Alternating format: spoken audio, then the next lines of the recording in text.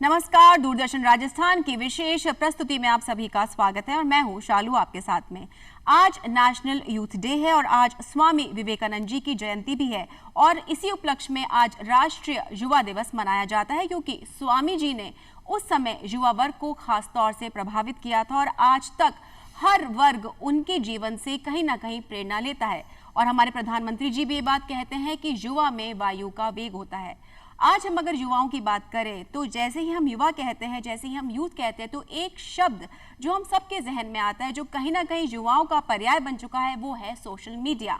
Social media खास तौर से आज युवाओं को बहुत तरीकों से प्रभावित करता है और यही नहीं, सोशल मीडिया इन्फ्लुएंसर्स भी अपनी एक विशेष पहचान रखते हैं हर युवा के मन में, हर युवा के जीवन में।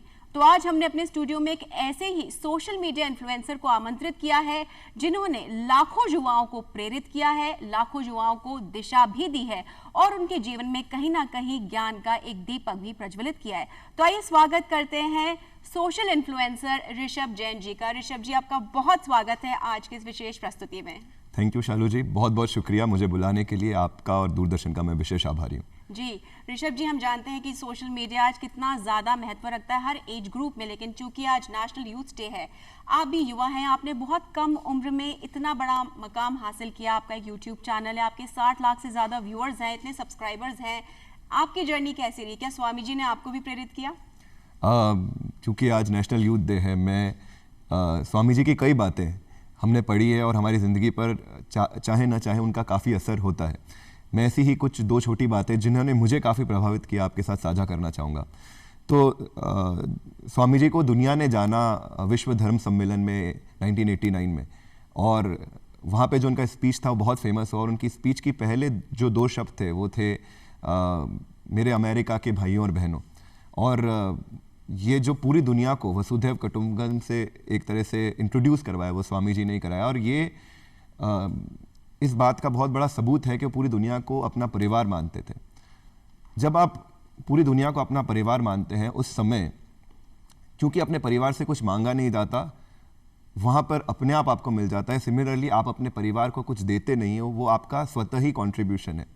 अगर हम सभी को अपना परिवार मानेंगे, आज कई जगह ऐसा है कि ये ज्ञान मैं क्यों बांटूँ, ये मैं इन्फॉर्मेशन क्यों दूँ, ये नॉलेज मैं अपने साथ ही रखूँ और इसी से मैं पैसा कमाऊँ।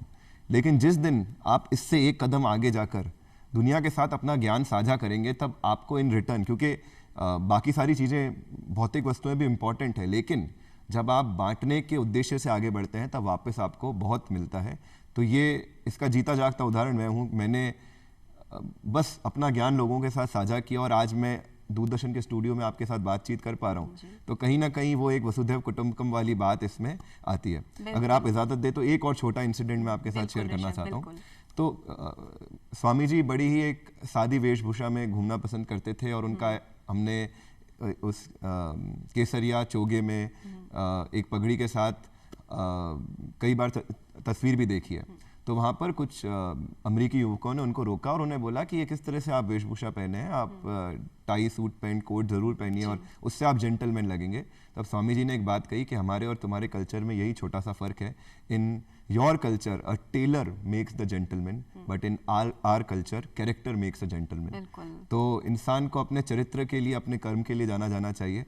कौन से ब्रांड का कपड़ा पहना है, कितनी महंगी गाड़ी चलाता है, मैं इससे बहुत कम इत्तेफाक रखता हूँ और कहीं ना कहीं ये स्वामी जी की एक छोटी सी झलक है जो मैंने उनसे लेने की कोशिश करी। ऋषभ, ये हम बहुत ज़्यादा सौभाग्यशाली महसूस कर रहे हैं। वी आर वेरी लकी कि हमारे साथ में इतने एक युवा सोशल मीडिया इन्फ्लुएंसर है। लेकिन जो उन्होंने बात कही है, मुझे लगता है हम सबको इस बात से इत्तेफाक रखना चाहिए कि जो हमारा कैरेक्टर है, हमारा जो व्यक्तित्व है, वो ज़्यादा बड़ा है बजाय इसके कि हम कौन सी गाड़ी चलाते हैं और कौन से ब्रांड के कपड़े पहनते हैं। ऋषभ, आपने जो शुरुआत की बहुत ही गहन और बहुत ही ज़्यादा सीरियस और कहीं ना कहीं बहुत डीप बातों से है। सोशल मीडिया इन्फ्लुएंसिंग यहाँ कैसे? तो मैं अपने आप को एक एक्सीडेंटल कंटेंट क्रिएटर बोलता हूँ। हमारे चैनल का नाम है लेबर लॉ एडवाइज़र। जितना नाम आपको बोरिंग साउंड करता है, उससे शायद थोड़ा सा बोरिंग ये विषय हो सकता है कुछ लोगों के लिए। मैं बाय एजुकेशन एक इंजीनियर हूँ, लेकिन मेरे परिवार पिछले 40 सालों से लेबर लॉ फील्ड में काम कर रहा है। मेरे पेरेंट्स, मेरे ग्रैंड पेरेंट्स लॉयर्स रहे। तो उनकी बड़ी इच्छा थी कि हमारे बिजनेस को कोई हमारा एक पोता आगे लेके जाए। बीइंग एन इंजीनियर मुझे लेबर लॉज की जानकारी नहीं थी, तो मैंने इसके बारे में पढ़ना शुरू किया और पढ़ने के साथ साथ मुझे लगा कि अगर सिर्फ मैं पढ़ूंगा तो शायद नींद जल्दी आ जाएगी, तो क्यों ना उस जो मैं सीख रहा हूँ उनको लोगों के साथ वीडियो बनाकर शेयर भी करूं। कभी उम्मीद नहीं थी कि कुछ लोग देखेंगे भी, क्योंकि लेबर लॉस। बट एक चीज़ जो मैंने अंडर एस्टिमेट करी वो थी कि हमारे देश में करोड़ों एम्प्लॉयज़ हैं और उनमें से ज़्यादातर मेरी ही तरह लेबर लॉस से अनभिज्ञ हैं। तो जब मैंने आसान भाषा में, क्योंकि कठिन जो लीगल भाषा है मुझे आती भी नहीं थी, जब आसान भाषा में लेबर लॉस के बारे में वीडियोस बनाने शुरू किए तो लोगों को काफ़ी पसंद आए और वहाँ से हमारा सफ़र शुरू हुआ। तो ये एक प्लान्ड नहीं था। आजकल तो कई युवा, मुझे 7 साल हो गए इस फील्ड में, लेकिन आजकल तो कई युवा शुरू से इसको एज अ प्रोफेशन ट्रीट करते हैं। हमें काफ़ी समय लगा इस एक हॉबी को प्रोफेशन बनाने में, धीरे धीरे समय लगा, बट एक एक्सीडेंट था जिसने मुझे एक कंटेंट क्रिएटर बना दिया। ट्रूली ऋषभ, आप वाकई बहुत इंस्पायरिंग हैं and it is no quite a piece of luck आप कह रहे हैं, लेकिन हमारे लिए और जो दर्शक हमसे जुड़े, खास तौर से जो युवा हमारे साथ जुड़े, यहाँ पर एक छोटी सी सीख निकल कर आती है कि यदि आप कुछ करना चाहते हैं, समाज को कुछ देना चाहते हैं, तो उसके लिए लर्निंग और पढ़ना बहुत ज़रूरी है। और जैसा कि ऋषभ ने किया कि अपनी लर्निंग को एंटरटेनमेंट के साथ जोड़ करके एक चैनल बनाया और उसका जो कॉन्ट्रीब्यूशन है हम देख सकते हैं कि आज ऋषभ हमारे साथ बैठे और हमें यहाँ पर इंस्पायर करने के लिए पहुँचे हैं। इसके लिए कहीं ना कहीं आपकी मेहनत और आपका जो पर्सपेक्टिव है वो बहुत ज़्यादा हमें देखने को मिल रहा है। ऋषभ, आज हम देखते हैं कि इंफॉर्मेशन ओवरलोड का ज़माना है ना, हर दिशा से इंफॉर्मेशन आ रही है, सोशल मीडिया भरा पड़ा है, और जो युवा है वो कहीं ना कहीं, आपको क्या लगता है इतनी इंफॉर्मेशन ओवरलोड के बाद में क्या वो डाइग्रेस है, क्या वो फोकस है, कौन सी डायरेक्शन सही है when a person logs on और clicks on to social media, any website? जी, तो सोशल मीडिया के साथ एक शब्द जो अक्सर जोड़ा जाता है वो है अटेंशन डेफिसिट। मतलब हम चूंकि एक मोबाइल, एक लैपटॉप, एक टीवी से इतने, अपनी स्क्रीन से इतने ज़्यादा चिपक चुके हैं कि कोई भी चीज़ पर लंबे समय तक एक अटेंशन देना धीरे धीरे युवाओं के लिए, सभी के लिए, युवाओं क्यों, हर एक उम्र के व्यक्ति के लिए मुश्किल होता जा रहा है। तो being a social media influencer, मैं फिर भी ये कहना चाहूँगा कि आपको एक समय निर्धारित करना चाहिए जिससे ज़्यादा आप सोशल मीडिया पर ना बिताएं। प्लस आपको ये ध्यान रखना है कि एक माइंडलेस स्क्रॉलिंग नाम की चीज़ होती है, क्योंकि आज शॉर्ट फॉर्म कंटेंट बहुत ज़्यादा चल रहा है। तो आपने मोबाइल ऑन किया, आप सोचा कि मैं 2 मिनट का ब्रेक ले लेता हूँ अपने पढ़ाई के बीच में, अपने काम के बीच में, और कब वो 2 मिनट का ब्रेक रील स्क्रॉल करते करते 30 मिनट, 1 घंटे का हो जाता है, आपको पता नहीं चलता। और उस 1 घंटे से भी आप लेकर क्या गए हैं वो आप नहीं जान पाएंगे। उससे बेहतर कि अगर आप एक कॉन्शियस चॉइस लें कि मैं 15 मिनट का मेरा ब्रेक है और 15 मिनट में मुझे ये टॉपिक के बारे में सीखना है, ये लर्निंग करनी है, तो सोशल मीडिया पर वो भी ज्ञान फ्री में अवेलेबल है। तो now it becomes a responsibility एक युवा की कि वो चुनाव कैसे करता है बिटवीन माइंडलेस स्क्रॉलिंग और राइट टॉपिक। यहाँ पे ऋषभ एक कॉन्ट्रडिक्शन मेरे दिमाग में जो आ रहा है वो ये है कि यूट्यूब जो है या कोई भी सोशल मीडिया हम साइट उठाकर देखें, कोई सी भी, वहाँ पर किसी तरह का कोई चेक नहीं है। मैं भी कर सकती हूँ, आप भी कर सकते हो, दर्शक हमें देख रहे हैं वो भी कर सकते हैं। तो कोई क्वालिफिकेशन, क्रेडिबिलिटी जो है, तो जो व्यूअर है, जो यंग व्यूअर्स हैं, टीनेजर्स हैं, जिनको जानकारी भी चाहिए, वो किस तरह से सिलेक्शन कर सकते हैं कि उन्हें ये चीज़ देखनी चाहिए या उनके काम का है? क्योंकि हम देखते हैं ना आजकल तो यूनिवर्सिटीज़ ही ऑनलाइन चल रही है, कितने भी नुस्खे हो, कुछ भी हो, वो हर चीज़ ऑनलाइन देखते हैं और उसको ट्राई करना चाहते हैं। तो ऐसे में आप क्या सजेशन देंगे यूथ को? बिल्कुल, तो ये बात है ओवर एक्सपोजर की। चूँकि युवाओं के पास वहाँ पर आप सोशल मीडिया पर जाकर प्रॉपर इन्वेस्टिंग भी सीख सकते हैं, ट्रेडिंग भी सीख सकते हैं, गैम्बलिंग भी सीख सकते हैं। बिल्कुल। तो हर जगह वहाँ पर आपको हर तरह के ट्यूटोरियल्स मिल जाएंगे, और हर जगह कहीं ना कहीं एक लालच भी रहता है कि आप हमारा ट्यूटोरियल फॉलो करके इतने जल्दी इतने अमीर बन सकते हैं या इतने जल्दी इतने सफल बन सकते हैं। मैं बस उन्हें ये कहना चाहूँगा कि सफलता का कोई शॉर्टकट नहीं है। बहुत अच्छी बात। और अगर आपको कुछ ऐसे वीडियोस या ऐसे क्रिएटर्स मिल रहे हैं जो आपको सफलता का कोई शॉर्टकट बता रहे हैं, जिसमें आप रातों रात, कुछ ही दिनों में, कुछ ही हफ्तों में बहुत सारा पैसा या बहुत सारी सफलता अर्जित कर पाएंगे, तो उनसे हल्का सा दूर रहने की ज़रूरत है। जिस तरह से एक्सपोजर सोशल मीडिया देता है, उसी तरह से उससे बचने के तरीके भी आपको सोशल मीडिया पर मिल जाएंगे। अगर आपको किसी भी क्रिएटर की या किसी भी चैनल की पड़ताल करनी है, तो उसके लिए भी शायद आप एक गूगल सर्च अवे ही हैं। तो उस तरह से आप रेगुलर कोई चीज़ को फॉलो करके आप ये समझ सकते हैं। आप जिस तरह से कॉलेज का चुनाव करते हैं, कॉलेज का चुनाव भी सोच समझ कर किया जाता है, उसी तरीके से जिन चैनल्स को, जिन क्रिएटर्स को आपको फॉलो करना है, वो भी आपको बड़े सोच समझ कर ही निर्धारित करने चाहिए। ऋषभ, आपने बताया बहुत ही रोचक और बहुत इंटरेस्टिंग फैक्ट है कि आप इंजीनियरिंग है, आपकी फैमिली लेबर लॉ के साथ जुड़ी हुई थी और आपने सोचा कि क्यों ना इस फैमिली ट्रेडिशन को मैं आगे लेके जाऊं, उसको आपने टेक्नोलॉजी का, मॉडर्निज्म का टच दिया। यहाँ पे अगर हम यंगस्टर्स की बात करें, करियर ऑप्शंस की बात करें, तो सोशल मीडिया इन्फ्लुएंसर कितना कारगर एक करियर ऑप्शन हो सकता है? आपने बहुत अच्छा चुनाव किया, लेकिन आजकल हर कोई सोशल मीडिया पर आना चाहता है, इन्फ्लुएंसर बनना चाहता है, तो ऐसे यंगस्टर्स को आप क्या टिप देना चाहेंगे? ठीक है, तो मैं इसका एक उदाहरण के साथ मैं इससे एक रिवर्स प्रश्न से आपसे पूछता हूँ। आपने सुना होगा कि आईआईटीज में बहुत अच्छे पैकेज लगते हैं। मैं एक आईआईटी मुंबई का एलुमनाई हूँ। इसमें आपसे क्या आपने ऐसी बात सुनी कि आईआईटी में बहुत अच्छे पैकेज लगते हैं? हम सभी ने ये सुना, और अखबार में जब हेडलाइंस आती है तो दिखता है कि 1 करोड़ रुपए का पैकेज लगा है, 1.5 करोड़ रुपए का पैकेज लगा है। लेकिन सच्चाई से ये थोड़ा दूर है। सच्चाई ये होती है कि पूरे बैच में, मतलब 700 या 1000 लोगों बच्चों का बैच है, उसमें से चंद जने, 1 डजन, इतने लोगों का इस लेवल का पैकेज लगता है। बाकी इससे काफ़ी नीचे के लेवल के एवरेज तो शायद अलग अलग आईआईटी की 7 से 12 लाख के बीच में ही एवरेज पैकेज रहता है। उसी तरीके से जब हम सोशल मीडिया देखते हैं तो कुछ सितारे बड़े उभर कर सामने आ गए हैं आजकल, जो ना सिर्फ सोशल मीडिया पर अच्छा कर रहे हैं, टीवी, एडवर्टाइजमेंट हर जगह छाए हुए हैं। कुछ नंबर्स भी बाहर आते हैं कि ये व्यक्ति इतना कमा रहा है, इतना इसके पास सफलता, इतना फेम है, इतनी जगह जाता है, तो लोग इसके साथ सेल्फीज खिंचाते हैं। लेकिन उन सफल व्यक्तियों की संख्या बहुत कम है। अगर हम कुछ आंकड़े देखें तो भारत में 50 लाख से ज़्यादा यूट्यूब चैनल हैं, लेकिन उनमें से कितने चैनल हैं जो एक नॉर्मल रोजी रोटी भी अपने लिए निकाल पा रहे हैं सिर्फ चैनल पर काम करके? बहुत कम। तो it is just like any other business और जॉब, बस उसमें भी सफलता का परसेंटेज और भी कम है जी। तो अब चूंकि बहुत सारे लोग इस फील्ड में उतर रहे हैं, तो या तो उनके अंदर एक पैशन होना चाहिए कि मुझे तो कंटेंट बनाना है, चाहे पैसा मिले या ना मिले, तब तो आप जरूर इस फील्ड में आइए। लेकिन अगर आप सिर्फ ये सोच करके इस फील्ड में आने से मैं ढेर सारा पैसा और प्रसिद्धि कमा लूंगा, उसकी जो प्रोबेबिलिटी है वो बहुत ही कम है, बहुत न्यूनतम है। तो उस रिस्क के साथ आप इस फील्ड में एंटर करिए। आप जब कोई कॉलेज में कोई डिग्री चूज करते हैं तो आप वो डिग्री चूज करते हैं, से इंजीनियरिंग में हम कंप्यूटर साइंस ज्यादातर लोगों को लेते हुए इसलिए देखते हैं क्योंकि उसमें बहुत ज्यादा प्रोबेबिलिटी है, 80% 90% चांस है कि आपका ठीक ठाक पैकेज लग जाएगा। लेकिन अगर आप सोशल मीडिया को एज अ करियर ऑप्शन चुनते हैं तो ये जो प्रतिशत हो जाता है ये सिंगल डिजिट या उससे भी कम रहेगा, वो भी कई महीनों कई सालों की मेहनत करने के बाद। ऋषभ, आपने जो रियलिटी चेक दिया है और जो भी दर्शक खासतौर से जो यंगस्टर्स हमारा ये प्रोग्राम देख रहे हैं, ऋषभ ने हमें एक बहुत कड़वी सच्चाई या एक ऐसे सच से रूबरू करवाया है जो शायद हमें नहीं दिखता, क्योंकि हम सब एक ग्लैमर की दुनिया के इतने अधीन हो चुके हैं और जो हम देखते हैं, जिस तरह की हम खूबसूरती ऑन स्क्रीन देखने लग गए, तो हम ये भूल गए हैं कि शायद सच्चाई कुछ और होती है। ऋषभ, हम आपको खासतौर से धन्यवाद देना चाहेंगे कि जो यंगस्टर्स हमारे साथ जुड़े हुए हैं, आप उन्हें वो एक रियलिटी चेक दे रहे हैं। आपने एक बात कही, कॉन्टेंट मैं बनाऊंगा, उससे मुझे पैसे आए चाहे ना आए। कंटेंट जब क्रिएशन में हम जाते हैं, जो यंगस्टर्स जाना चाहते हैं as a profession, how should they choose their content? ठीक है, तो जो व्यक्ति एक्चुअली सोशल मीडिया के बारे में सीरियस है या कंटेंट क्रिएशन, मैं सोशल मीडिया नहीं बोलूंगा, उसे कंटेंट क्रिएशन बोलूंगा, कंटेंट क्रिएशन के बारे में सीरियस है, तो मैं उनके 4 पॉइंट का ही मेरी स्ट्रेटेजी रहती है। पहला पॉइंट है 0th पॉइंट, जिस पर लोग सबसे कम विचार करते हैं।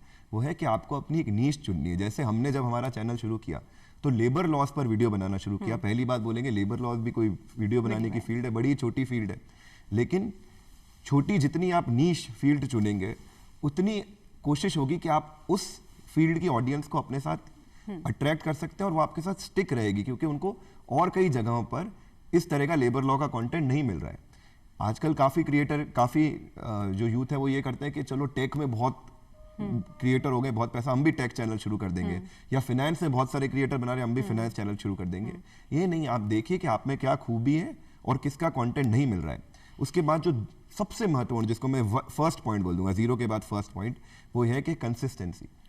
आजकल जिस तरह से आप रोज पढ़ाई करते हैं, रोज जॉब में जाते हैं, सोशल मीडिया स्टार की जिंदगी भी या इन्फ्लुएंसर की जिंदगी भी उसी तरह से रहती है। अगर वो व्लॉग कर रहा है तो उसे रोज व्लॉग करना है, अगर उसे वीडियो बनाने तो हफ्ते के 2, 3, 7 जितने वीडियो बनाने। अगर आपने इसे एक पार्ट टाइम जॉब की तरह कंसिडर किया तो उसी तरह से आपको इसके रिवॉर्ड भी मिलेंगे पार्ट टाइम। फिर उसके बाद तीसरी चीज आती है कि आप इसमें, मतलब क्या आप इसमें नयापन लेके आ रहे हैं, जो बाकी हजारों वीडियोस हैं उनसे आप कैसे डिफरेंट है। एक स्टैटिक्स ये कहता है कि आप एक सेकंड में यूट्यूब पर 90 घंटे के वीडियोस अपलोड हो रहे हैं एवरी सेकंड। तो पॉसिबल ही नहीं है किसी व्यक्ति तक आप तक पहुंच पाना अगर आप कुछ एक यूनिक नहीं बना रहे हो। इन लास्ट चीज जो जनरली लोग सबसे पहले वो करते हैं और वो सबसे लास्ट में आती है कि हम कैमरा कौन सा खरीदें, हम लाइट कौन सी लगाएं, हम ग्रीन स्क्रीन कैसे लगाएं। हमने पहले कई 100 वीडियो मेरे मोबाइल पर शूट किए हैं, बोया माइक के साथ मेरे कमरे में ही शूट किए हैं, और मेरे ख्याल में हम ऑलमोस्ट 1 मिलियन फॉलोअर तक पहुंच गए थे, तब तक हमारे पास कोई प्रॉपर स्टूडियो भी नहीं था। लेकिन आज तक मैं देखता हूँ कि शुरुआत में ही लोग हज़ारों लाखों रुपए का खर्चा कर देते हैं और उसके बाद कंटेंट बनाने लगते हैं और फिर कुछ दिनों में बोर हो जाते हैं या उसमें ग्रोथ नहीं आती तो छोड़ भी देते हैं। जबकि ये सबसे लास्ट में आना चाहिए कि मैं खर्चा कहाँ करूँ, मैं थंबनेल कैसे बनाऊँ, ये सब चीज़ें सबसे एंड में आती है। बिल्कुल, यानी कि ऋषभ ने बात बहुत अच्छी बताई है कि पहले इमारत को खड़ा किया जाए, इमारत को मजबूत बनाया जाए, उसके बाद में क्या रंग होगा उसकी जानकारी बाद में ली जाए। और ये बात ऋषभ आपकी बहुत अच्छी लगी कि जब भी हम कंटेंट बनाए तो उसमें हमारा रिसर्च और कंसिस्टेंसी जो है वो लगातार चलती रहती है। ऋषभ, आप कितने घंटे पढ़ाई करते हैं या कितने घंटे आप रिसर्च करते हैं कोई भी कॉन्टेंट बनाने से पहले? आपकी क्या स्ट्रैटेजी होती है पर्सनली? तो मैं 1 मिनट के वीडियो से एग्जांपल देता हूँ। तो हमारे जनरली एवरीडे 1 मिनट का हम एक वीडियो अपलोड करते हैं जो फिनेंस, लॉ या स्कैम्स के अराउंड किसी न किसी टॉपिक पर अवेयरनेस वाला वीडियो होता है और हमारे सब्सक्राइबर्स को हम जागरूक जनता बोलते हैं। तो उस 1 मिनट को वीडियो बनाने के लिए सबसे पहले एक रिसर्चर करीब 2 से 3 घंटे की रिसर्च करके सारे लिंक्स सबमिट करता है। उसके बाद उस रिसर्च को मैं या मेरे पार्टनर जो हम वीडियो बना रहे हैं उस रिसर्च को रिव्यू करते हैं। उस पर एक मिनट की स्क्रिप्ट लिखी जाती है। ये 1 मिनट की स्क्रिप्ट लिखने में मुझे करीब 1 से 1.5 घंटा, रिव्यू करने में 1 से 1.5 घंटा लगता है। उसके बाद यही वीडियो हम शूट करते हैं, जिसमें 1 मिनट का वीडियो शूट करने में क्योंकि कुछ बी रोल्स या ये भी शूट करने तो 10 से 15 मिनट का समय वो लगा।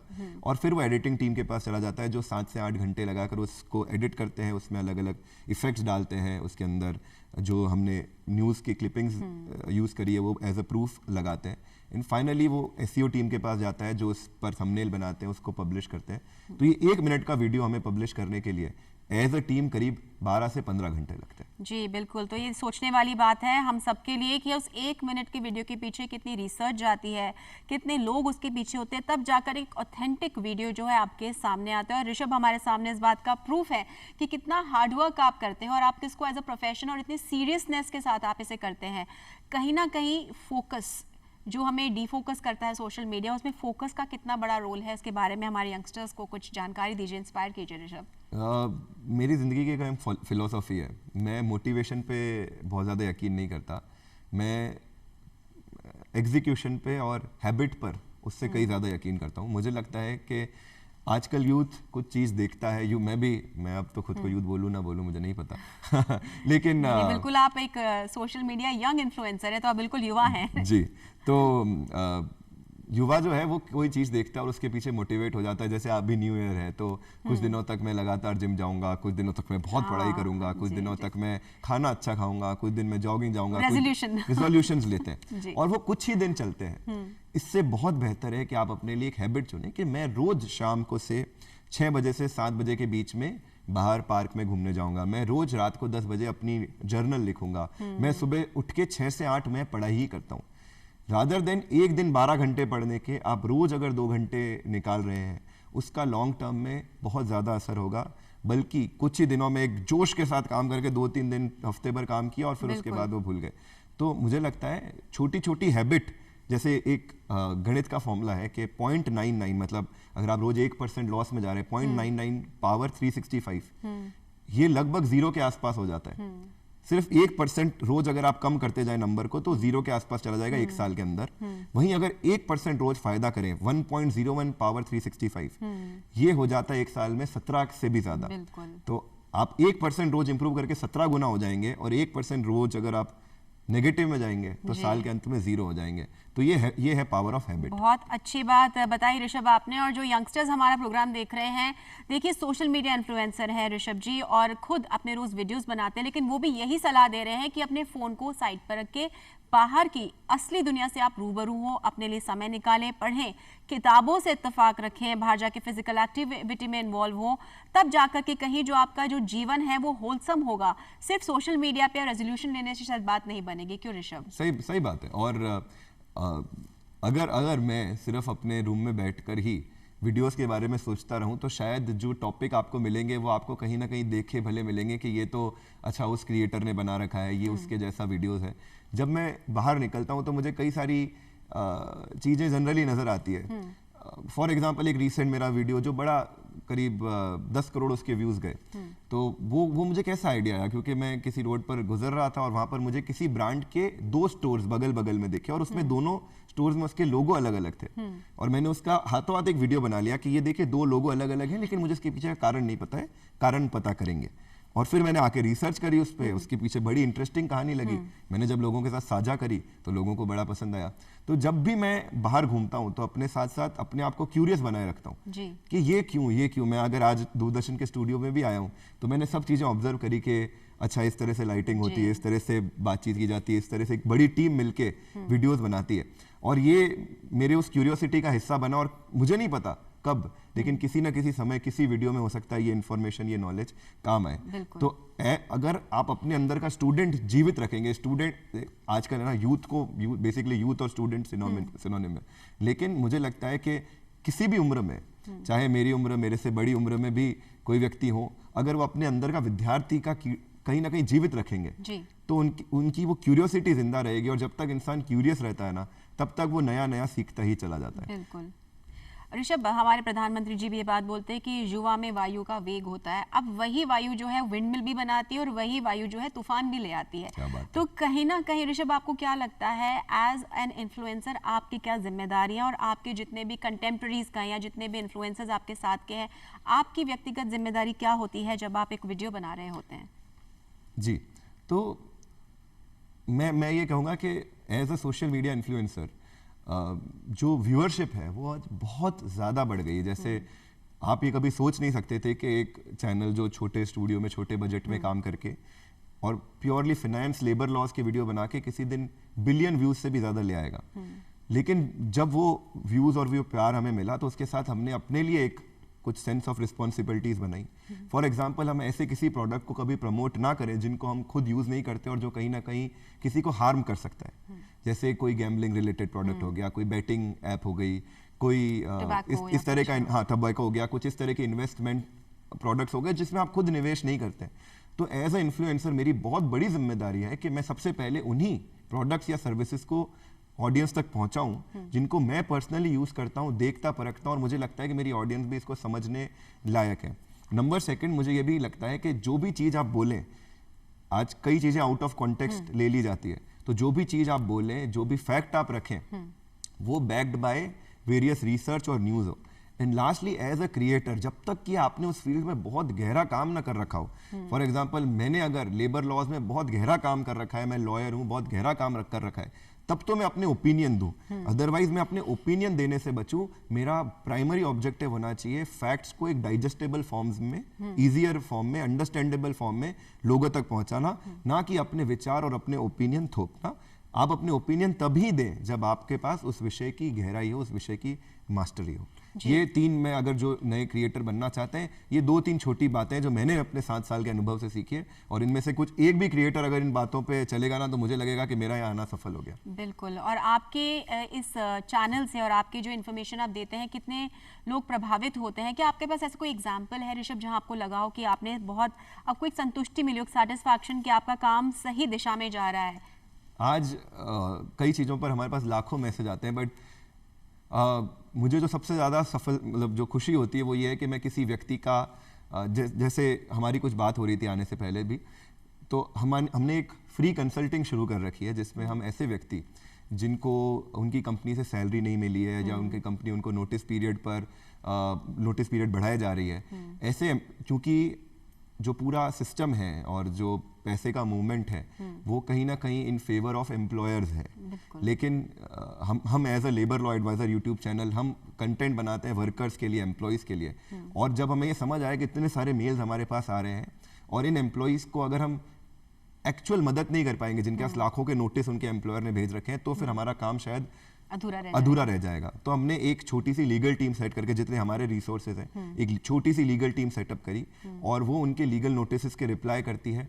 उनको नोटिस पीरियड से बाहर निकलने में, अगर उनकी सैलरी नहीं मिल रही है तो उनके बिहाफ पर भी लीगल नोटिस एम्प्लॉयर्स को भेजती है। और ऐसे पिछले 1 साल में हमने ऐसे सैकड़ों व्यक्तियों की मदद करी है एक्चुअल में उनकी सैलरी पाने में, उनको नोटिस पीरियड से रिलीव करने में, इत्यादि। ये बहुत ही अच्छी बात है कि आप वाकई आपको आपका जो काम है उसका एक कहीं ना कहीं टेस्टिमोनियल देखने को मिल रहा है कि आप जो काम कर रहे हैं, जिस दिशा में जा रहे हैं, उसका मकसद सिर्फ पॉपुलर होना नहीं है बल्कि असल में सेवा करना भी है। जो व्यूअर है, जो यंगस्टर्स हैं, उनसे आप क्या कहेंगे ऋषभ, जब वो किसी चैनल का चुनाव करें या किसी को फॉलो करें, उन्हें किन बातों का ध्यान रखना चाहिए? मैंने इस पर पहले भी कुछ चर्चा करी, बट मैं सिर्फ अगेन यही बोलता हूँ कि सफलता का कोई शॉर्टकट नहीं है। आप जो भी विषय चुने या जिस भी फील्ड में आगे बढ़ना चाहें, इसको एज अ एजुकेशनल प्लेटफॉर्म आप कंसिडर कर सकते हैं सोशल मीडिया पर को। और ये मत देखें कि मुझे किसी व्यक्ति को फॉलो करना है, आपको फॉलो किसी को भी नहीं करना है, आपको सिर्फ उनको वीडियो देखने हैं और उन वीडियोस से अगर आपको नॉलेज मिल रही है उसे अपने पास लाइए, उसके नोट्स बनाइए, उसे यूज़ करिए। जो ये फॉलोअर शब्द है ना, मुझे बहुत ज़्यादा पसंद नहीं है, क्योंकि जब भी आप किसी के साथ एक फॉलोअर का तबका जोड़ देते हैं ना, तब ऐसा लगता है कि ये व्यक्ति जो बोलेगा मैं उससे फॉलो करूंगा। ऐसा आपको किसी को भी नहीं करना। मैं अपने लिए भी बोलता हूँ, अगर आप मेरे भी वीडियो देख रहे हैं तो क्या पिंच ऑफ सॉल्ट के साथ उस वीडियो को देखें कि हो सकता है ये है कि ये बंदे मेहनत करके रिसर्च करते हैं, लेकिन ये भगवान नहीं है, गलती इनसे भी हो सकती है। तो मैं इसको एज अ अपना रिसर्च करने के लिए इस वीडियो को देख रहा हूँ। अल्टीमेटली चूंकि हमारा फाइनेंस रिलेटेड चैनल है, तो वो बात पैसे की आ जाती है, और पैसा मेरा वीडियो देख के आपने अपने पैसे के साथ कुछ किया तो पैसा अल्टीमेटली आप ही का जाने वाला है। बिल्कुल। तो जब आप अपने पैसे के अराउंड निर्णय ले रहे हैं तो बाकी लोगों का सिर्फ आपको एज अ कॉन्टेक्स्ट देखना चाहिए, और अल्टीमेटली आपकी रिसर्च है और आपका निर्णय। बिल्कुल, ये बहुत अच्छी बात कही आपने ऋषभ, और आपने जो भी हमें इन्फॉर्मेशन दी है, जो यंगस्टर्स हमारे साथ जुड़े हैं, हमें पूरी उम्मीद है कि उन्हें इस बात की बिल्कुल अवेयरनेस आ गई होगी कि जितना भी सोशल मीडिया इन्फ्लुएंसर्स हैं वो अपना काम कर रहे हैं, बखूबी कर रहे हैं, रिसर्च के साथ कर रहे हैं, लेकिन फिर भी लास्ट डिसीजन जो होगा, लास्ट कॉल वो होगा, वो आपका होना चाहिए। और आपको इस बात का खास ख्याल रखना चाहिए कि कहीं पर भी आपको उस बात का नुकसान ना हो, क्योंकि इन्फ्लुएंसर्स तो अपना काम कर रहे हैं, लेकिन उसका खामियाजा आपको या आपके परिवार को भुगतना पड़ सकता है। ऋषभ, बहुत जल्दी से चलते चलते हमारे यंगस्टर्स को क्या कहना चाहेंगे आप? मैं उनको अपनी 2 पंक्तियों के साथ ये कार्यक्रम को समाप्त करना चाहूँगा कि सभी युवाओं के लिए मेरी ये 2 पंक्तियाँ कि सूरज को दीपक दिखाया नहीं जाता, सूरज को दीपक दिखाया नहीं जाता, परिंदों को उड़ना सिखाया नहीं जाता। सूरज को दीपक दिखाया नहीं जाता, परिंदों को उड़ना सिखाया नहीं जाता। मशवरा क्या दे तुम्हें, तुम खुद ही माहिर हो, जो रास्ते बनाते हैं ना उन्हें रास्ता दिखाया नहीं जाता। तो मेरी उम्मीद है कि इस नव वर्ष में, इस युवा दिवस पर आप अपने अपने रास्ते खोजें और अपने रास्ता बनाएं, और हम उन रास्तों पर चलकर इस युवा पीढ़ी को, इस मानवता को, भारतवर्ष को और आगे लेके जा सकें और एक विकसित राष्ट्र का सपना जो है उसे पूरा कर सकें। बिल्कुल ऋषभ, आपने बहुत खूबसूरती से इन पंक्तियों में पूरी बातों का सार कह डाला। आप हमारे स्टूडियो में आए, आपने अपना कीमती वक्त निकाला और आपने हमारे युवाओं को जिस तरह से, हमारे दर्शकों को जिस तरह से जागरूक किया, उसके लिए ऋषभ बहुत बहुत धन्यवाद। एक बार फिर से आप सभी को नेशनल यूथ डे की बहुत सारी शुभकामनाएं, नववर्ष की बहुत सारी शुभकामनाएं। फोकस्ड रहिए, कंसिस्टेंट रहिए और आगे बढ़िए, और विकसित भारत के जो सपना है उसे साकार करने में अपना पूरा योगदान दीजिए। धन्यवाद। धन्यवाद, थैंक यू।